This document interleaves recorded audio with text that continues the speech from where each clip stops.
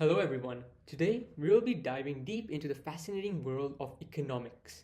Economics isn't just about money, it's about understanding how individuals, businesses, and governments make decisions that affect our lives every day. By exploring these fundamental principles in detail, we can gain insights into how economies work and how they impact our choices and opportunities. So, welcome to DFT Lesson 5, and we'll be looking through economics. This this topic or Article 5 will be distributed into two videos, as the content is a lot. So let's start with part 1. So the first thing you'll be talking about is the very basic, and these are the pillars of economics: supply and demand. Supply and demand are the pillars of economics, governing how prices are set and how much of a good or service is available in the market. Supply refers to the quantity of a product that producers are willing and able to sell at various prices. Factors influencing supply are production costs, such as higher production costs can reduce supply as producers seek higher prices to cover expenses. Technology: advances in technology often lower production costs, increasing supply. And number of producers: more producers entering a market can increase supply. The supply curve slopes upward because as the prices rise, producers are incentivized to supply more. In the tech industry, improvements in the manufacturing processes can lead to increased supply of smartphones at lower costs over time. I'll be going through a supply and demand graph later on in the video. Now, what is demand? Demand represents the quantity of a product that consumers are willing and able to buy at various prices. Factors affecting demand: price. As decreases, demand increases, and vice versa. Because if a good was available to you at a low price, that means a lot of people will go and buy them. Therefore, the demand increases.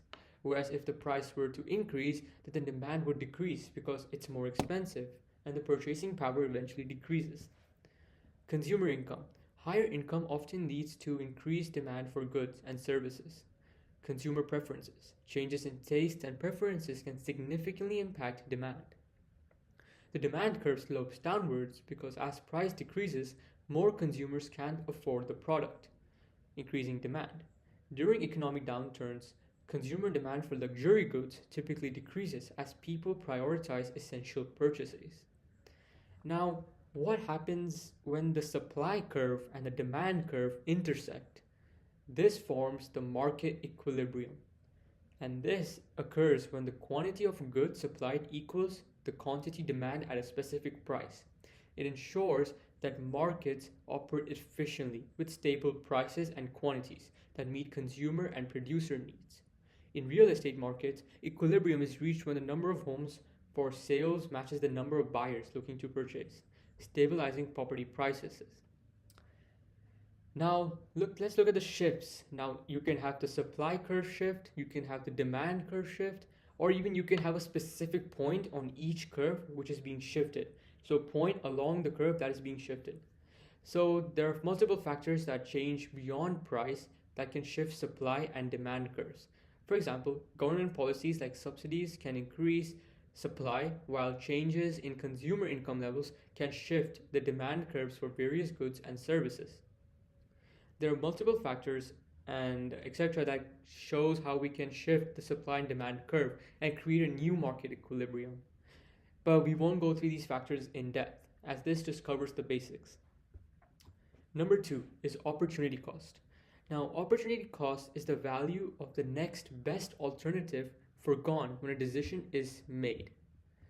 For example, time. Choosing to study for exams instead of watching a movie means sacrificing leisure, time for potential academic success. In money, opting to invest in stocks rather than real estate involves foregoing potential gains from property appreciation. So, in both cases, you're either winning something or you'll be losing something in doing another thing. So, choosing a path, you will lose the access to another path.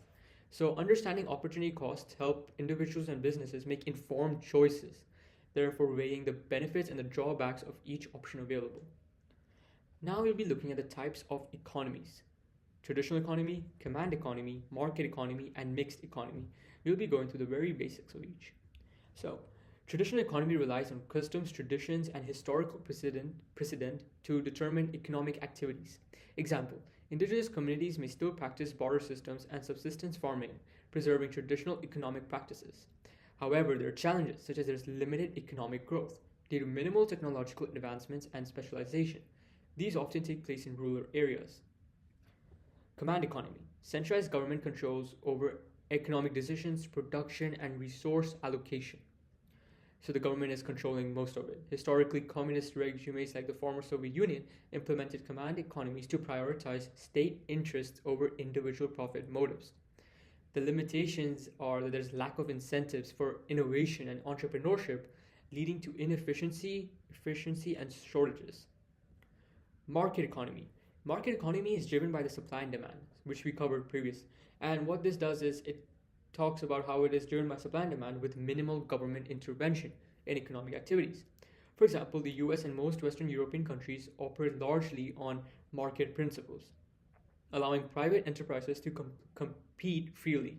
This encourages innovation, efficiency, and consumer choice through competition.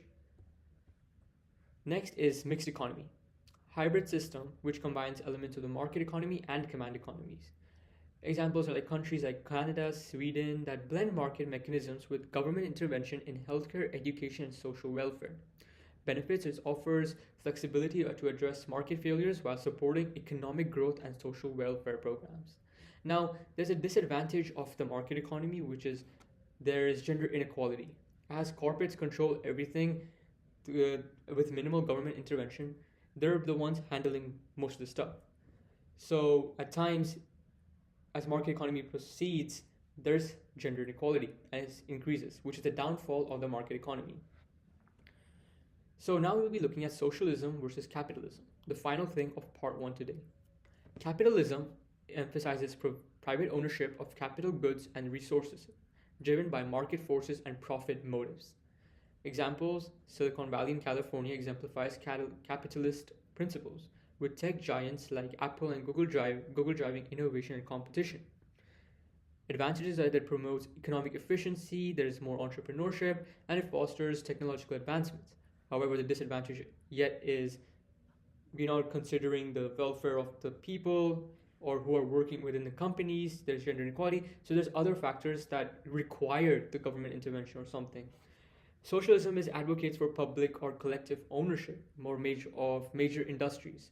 Scandinavian countries like Denmark and Norway employ socialist policies to ensure equitable distribution of wealth, something that the capitalism view lacks in. Reduces income inequality and provides universal healthcare and education.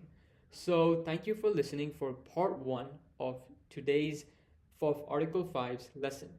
I'll be continuing on with part 2 for economics. Stay tuned. Thank you.